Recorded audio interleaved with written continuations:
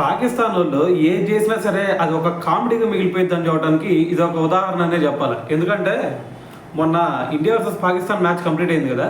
ఆ మ్యాచ్లో మన వాళ్ళు గెలిచిన తర్వాత సూర్య అదేవిధంగా డూబే వీళ్ళిద్దరు కూడా పాకిస్తాన్ ప్లేయర్స్కి షేక్ హ్యాండ్ ఇవ్వలేదు. దాని తర్వాత మరి మన స్క్వాడ్ కూడా ఎవరు కూడా వచ్చి గ్రౌండ్లోకి వచ్చి షేక్ హ్యాండ్ ఇవ్వలేదు కదా. అయితే ఇప్పుడు దీనికి వీళ్ళు పాకిస్తాన్ టీం అలిగేసి ఐసీసీకి మరి కంప్లైంట్ చేసింది. ఏమని?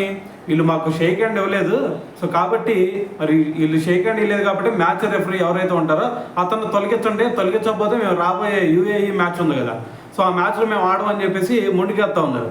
అయితే మరి దీన్ని పాకిస్తాన్ టీం ఐసీసీని బెదిరిద్దా కదా.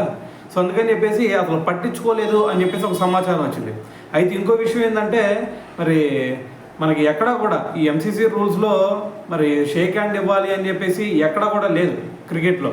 సో మరి ఇదేదో జస్ట్ నార్మల్గా ఒక గుడ్ విల్ కోసం అని చెప్పేసి షేక్ హ్యాండ్ ఇచ్చుకుంటాం, అంతేగాని దీన్ని ఒక రూల్ ఉందని చెప్పేసి ఇది రూల్ ప్రకారం వీళ్ళు రూల్ని అతిక్రమించారని చెప్పేసి పిచ్చి మాటలు మాట్లాడి ఐసీసీకి కంప్లైంట్ చేసింది పాకిస్తాన్. సో అయితే మరి ఐసీసీ అయితే ఇప్పుడు తోసిపుచ్చింది అనమాట. సో ఏదైనా సరే మరి మన కల్లే బీసీసీఐ ఒక అధికారి కూడా దీని గురించి మాట్లాడాడు. ఏమన్నాడు? ఇప్పుడు మనకి రూల్స్లో షేక్ హ్యాండ్ ఇచ్చుకోవాలని చెప్పేసి ఎక్కడా కూడా లేదు కదా. సో మరి ఇటువంటి సిచ్యువేషన్లో మనకి ప్రత్యర్థి దేశం అయినటువంటి పాకిస్తాన్ వాళ్ళతో ఇప్పుడు మనకి అంత మంచి సత్సంబంధాలు కూడా లేవు. మరి ఇటువంటి సిచ్యువేషన్ వాళ్ళకి షేక్ హ్యాండ్ మనం ఇవ్వాల్సిన అవసరం అసలు లేదని చెప్పేసి ఆయన తెగేసి చెప్పాడు అనమాట.